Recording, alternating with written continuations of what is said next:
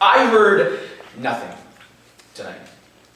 A vast orchestra hall filled with musicians. There was no fortissimo, no pianissimo. Still present for their presentation, the director was baffled by the sheet music, astonished by the directions. Who in the world paid to come to a concert where they shush for the silence, sit in their chairs, and watch 59 musicians simply stare into space? You see, I'm a fully functioning human being, complete with movable limbs, electronic integration, and cognitive awareness. Compare this to your orchestra. Even in the dark of the night, the timpani taps like a beat, each note a resounding reminder that my right hand is clenching tighter around the pen set to paper, an assignment due in 3 weeks, yet still in the forefront of my brain until it's finished. Even during the bright of the day, the cellos lay waste to the piece. The D string bellows its sweet song for long enough to alert the audience it won't be stopping anytime soon. So it goes until I shut it up by cleaning my room once more. I fold the sheets and vacuum the floors. I shut the door, I shut the door, I shut the door. And once I do, the string behemoth works its way down to a soft tremolo, but it never leaves.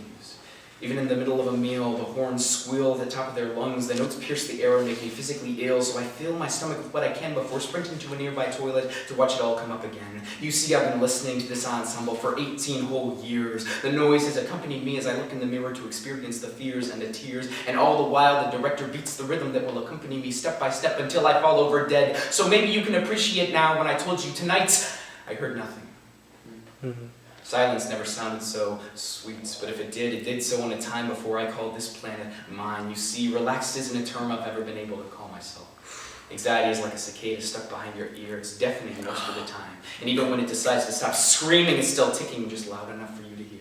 The violins walk me through my day-to-day routine, the shrill tone permeating my mean uncle's scream about liberal Democrats and their corrupt agenda. You'd bet $100 by now he'd have realized it's bothersome, it's stressful, it's literally detrimental to my well-being, but instead he's content preaching in front of the violin section as they match his volume to result in a deafening wall of sound that knocks me headfirst into a panic attack. You see, I lack the ability to put the stress in the fireplace, to watch it go up in smoke. Instead, I choke. I put it in a box and store the box in a cupboard, the cupboard in a storage space, the space in a moving truck, which is day by day nearing the cliff with the bricks that somebody has already cut.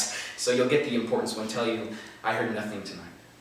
Like an orchestra hall filled with musicians not playing a single note, I shut them down. I stopped supplying the music and told the director to wing it. Because instead of trying to live with it, I'm calling the bullshit. I'm finding the sheet music and I'm turning it to ashes, sprinting to the store and heading to the aisles marked matches. I'm calling the director into my office, letting him know today he'll be missed. The violins, the cellos, the horns, they'll be pissed. But this sacrifice is mine. I'm seizing back my mental state because tonight I heard nothing and that's all it takes.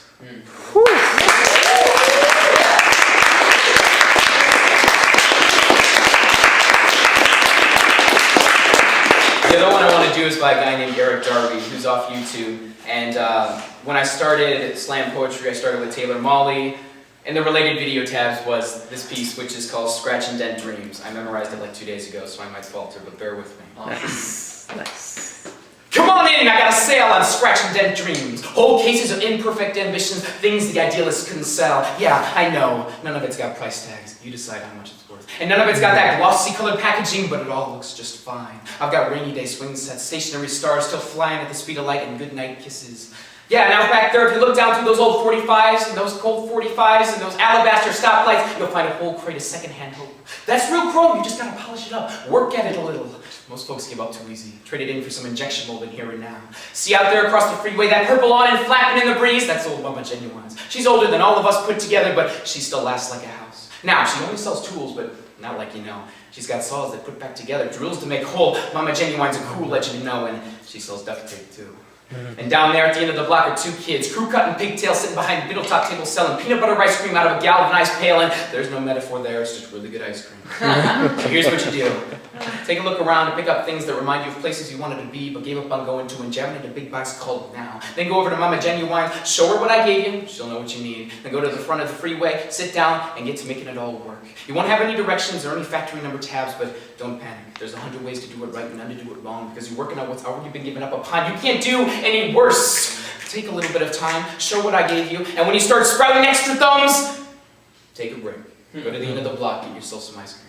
Smile when they hand it to you, tip them if you can, and when you get back, you're going to see how it's going to work, where all the tabs have to go, where the duct tape needs to be, and when you're done, take whatever spare parts you have at the bottom now, and make yourself a sign that says tomorrow, and hang it on your masterpiece. Then I want you to go down to the end of the block, where those 2 kids are packing up their peanut butter enterprise because somebody told them they'd fail, and I want you to hand them tomorrow. Make sure they know how important it is. And when they crawl off all smiles and elbows, y'all come back here, we'll do it all again.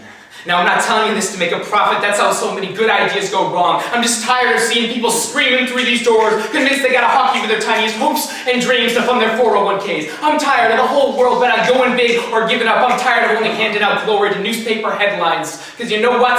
I think we need those swing sets most on the rainy days. I'm happy going to bed after just a goodnight kiss, and I think beauty can be as simple as two kids, crew-cutting pigtail handing me a peanut butter ice cream that was so good, you'd think it was a fucking dream. Whew.